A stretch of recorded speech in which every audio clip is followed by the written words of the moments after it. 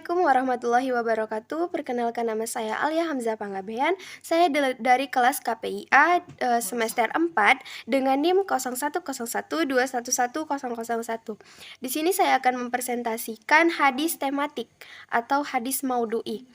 Hadis posisinya sangat penting karena sumber kedua setelah Al-Quran. Karena hadis berisi penjelasan terhadap ayat Al-Quran yang sifatnya masih global.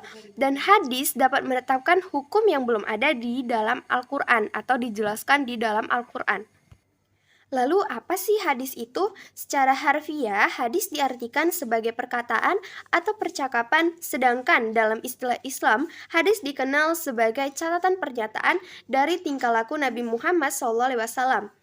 Nah, secara istilah, menurut ahli hadis ialah seluruh perkataan, perbuatan, dan juga takrir dari Nabi Muhammad SAW yang secara bahasa itu dapat diartikan sebagai jadid atau sesuatu yang baru, qarib atau dekat, kabar atau berita. Jadi, penulisan hadis pada masa Rasul itu sempat diberhentikan atau dilarang. Dan juga pembukuannya itu baru terjadi di tahun kedua Hijriah. Dan baru terkenal itu di abad ketiga atau di tahun ketiga Hijriah. Banyak nih kalangan penganalisis ataupun ilmuwan yang menjadikan hadis sebagai objek keilmuan modern karena dinilai sudah matang yang bisa kita lihat itu dari masa pembukuannya sampai saat ini. Nah, poin kedua adalah metode memahami hadis.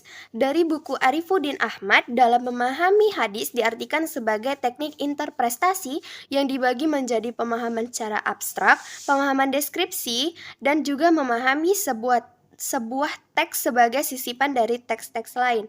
Walaupun demikian, memahami hadis tidak hanya semudah membalikan telapak tangan saja, teman-teman. Dan para ulama menyikapi pemahaman hadis dengan sangat serius. Ada 2 poin dalam memahami hadis. Yang pertama, tidak menolak hadis yang bertentangan dengan akal sebelum melakukan penelitian. Jadi kalau misalnya kita menemukan hadis nih yang nggak masuk di akal, kita nggak bisa menjudge kalau misalnya hadis itu tidak sah tanpa adanya penelitian. Yang poin kedua adalah memahami hadis tematik hingga mendapatkan gambaran yang utuh mengenai tema atau topik hadis yang sedang dikaji. Lalu kita masuk ke metode maudhu'i.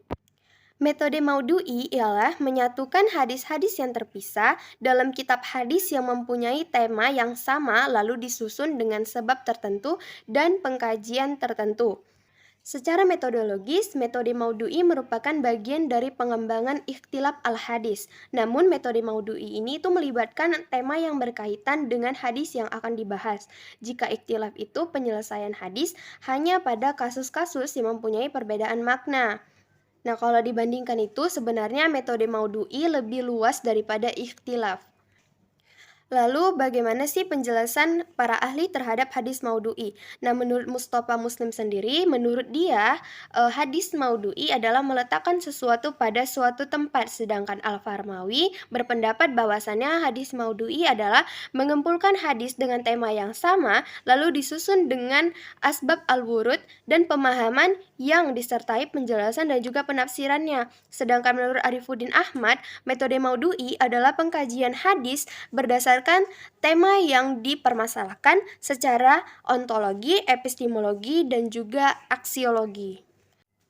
Lalu apa saja sih ciri-ciri dari metode maudhu'i? Yang pertama adalah mengumpulkan hadis-hadis yang membahas topik tertentu. Yang kedua, mengerti makna dari hadis. Dan yang ketiga, mengenai hadis secara menyeluruh dengan pendekatan tematik.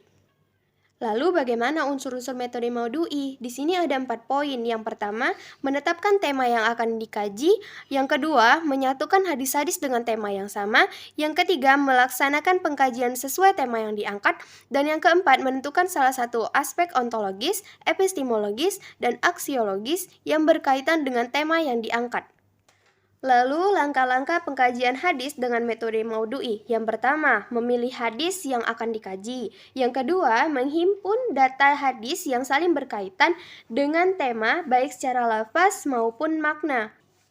Lalu yang ketiga, mengurutkan berdasarkan isi kandungan hadis. Yang keempat, melakukan iktibar dengan melengkapi sanad. Yang kelima, meneliti sanad yang meliputi kualitas dari perawi. Yang keenam, memeriksa matan yang kemungkinan ada kecacatan atau di dalamnya itu ada kejanggalan. Yang ketujuh, meneliti term-term yang artinya serupa. Yang kedelapan, membandingkan aturan hadis. Yang kesembilan, melengkapi dengan hadis atau ayat pendukung. Yang kesepuluh, membuat hasil penelitian berdasarkan kerangka besar konsep.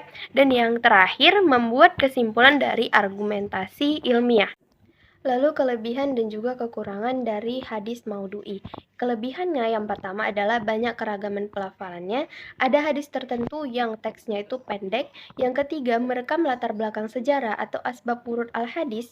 Yang keempat, memikirkan hadis yang kasusnya itu saling berkaitan dan juga saling mendukung. Yang kelima, yang menganalisis hadis itu dapat menemukan makna jami dari sejumlah hadis. Yang keenam, membuat pemahaman yang utuh.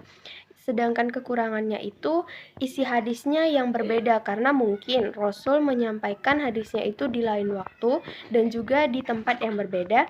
Yang kedua, memenggal hadis karena metode ini itu mengambil satu kasus dari satu hadis yang banyak mengandung permasalahan.